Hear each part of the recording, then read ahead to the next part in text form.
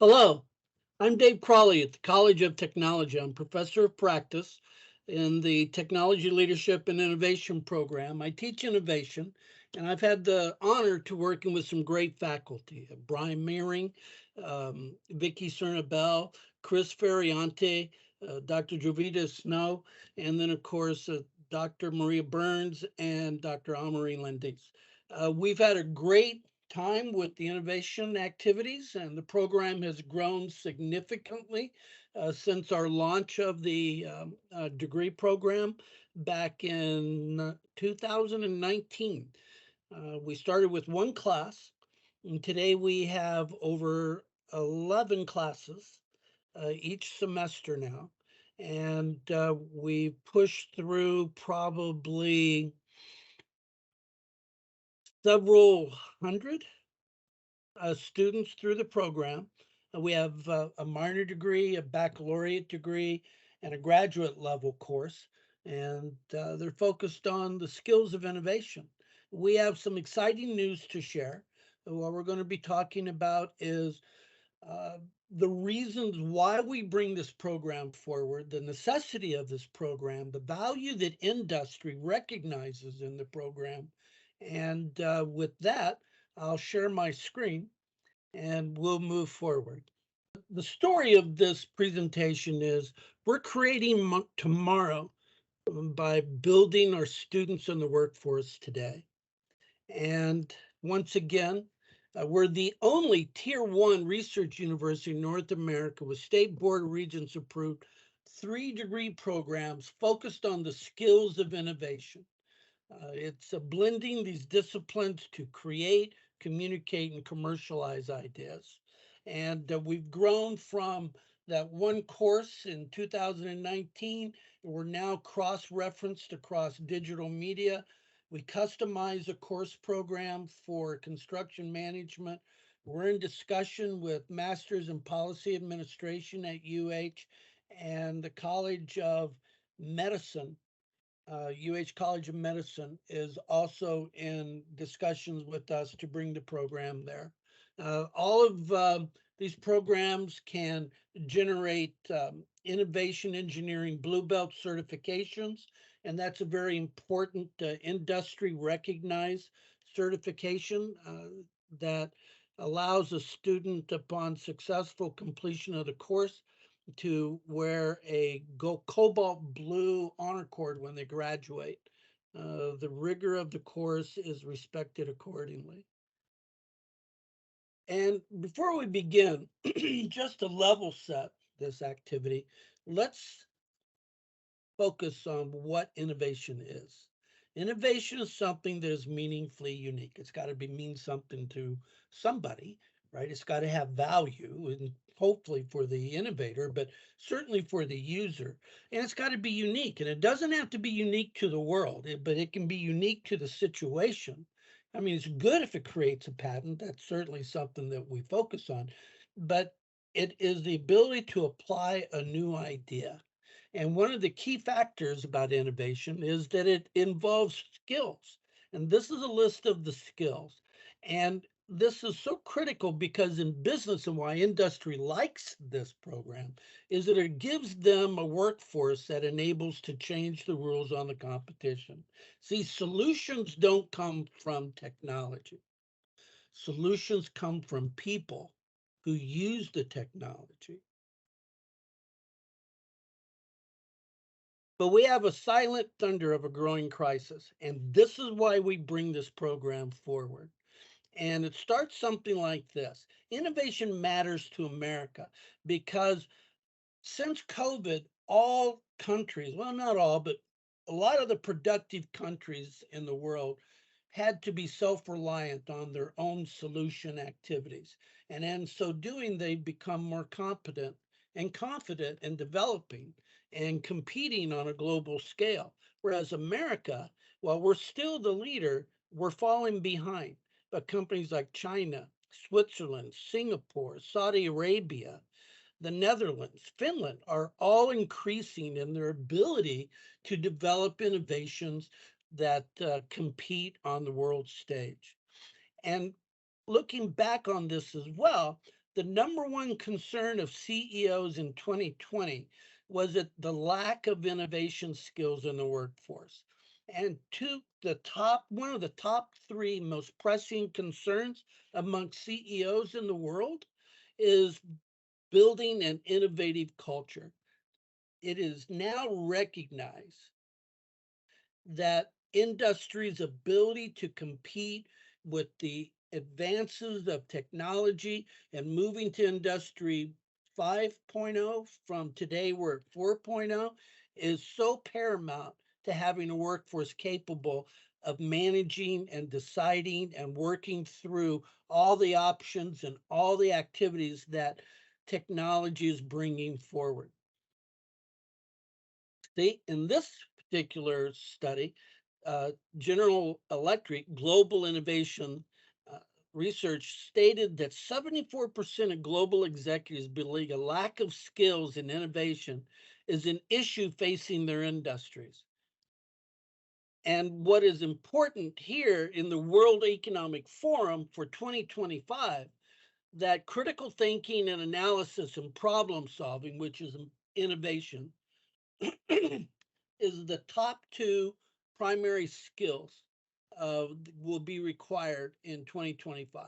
And the barriers to adopting and scaling new technology that's coming down into the world is a lack of skills gaps in the labor market, which is, of course, College of Technology addresses, but the skills gap among organizations' leadership and insufficient understanding of opportunities, which is really what innovation does. It doesn't just create a solution for a problem, but it identifies unique opportunities that propel companies to move forward.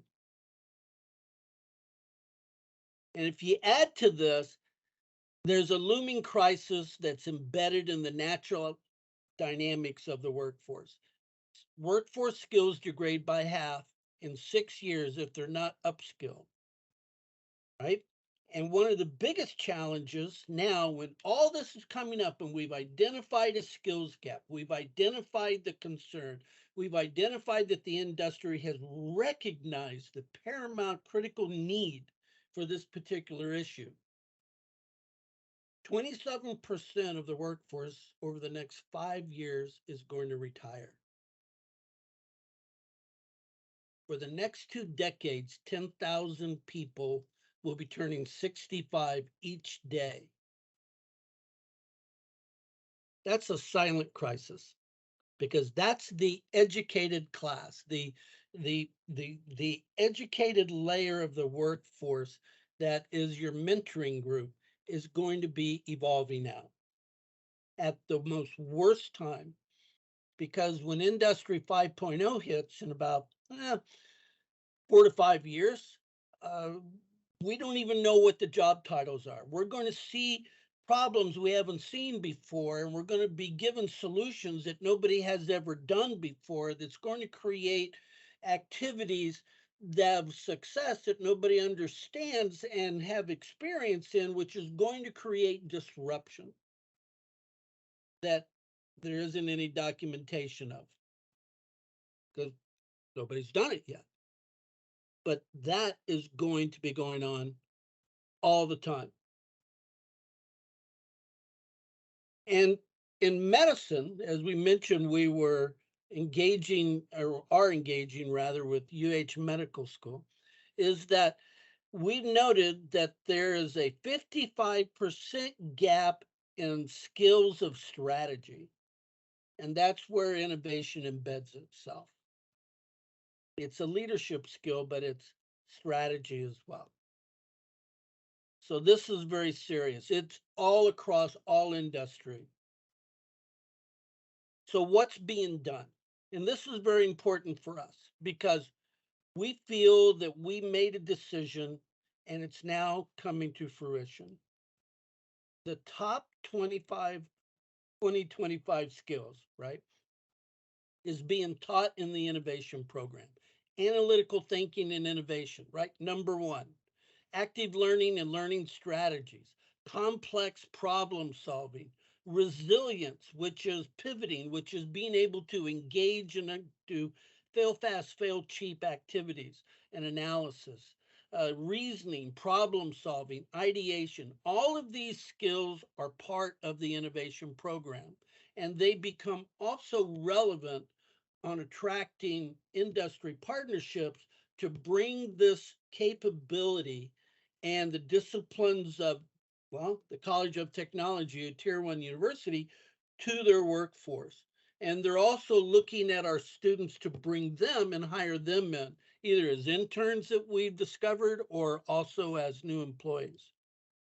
And when you look at the job skills, right, for 2025 by the World Economic Forum, no matter what a student goes into, digital transformation specialists, business development professionals, big data specialists, data analysts, robotics, innovation skills, and remember we talked about this is about skills, transcends across all of these silos. And we're building significant relationships. We've had the honor to work with some great companies, and it's growing every month. And we'll just go through some of these. But as you can see, NVIDIA, which is the world's leader in software for artificial intelligence, we're working with them on developing a cloud command center. They've provided to us free of charge a DGX2 A1 server stack, which is worth over $1 million.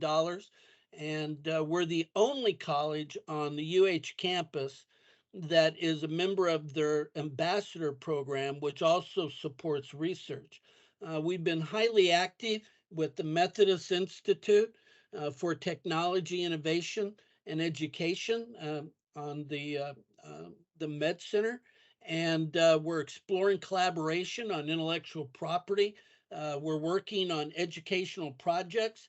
And also Dr. Zorodakis is engaged in developing research funding for some IP that he's working on. We have a great relationship building up with the African Energy Chamber. They will choose two of our students to live in Johannesburg for the summer to work with energy companies there, as well as attend some conferences. This will be a for credit internship, and the African Energy Chamber said that they'll pay for all the expenses, travel, um, room and board, transportation. Of course, you know, we're working with Relation Shop, which is a great company. They're relatively local. They're certainly here in Texas.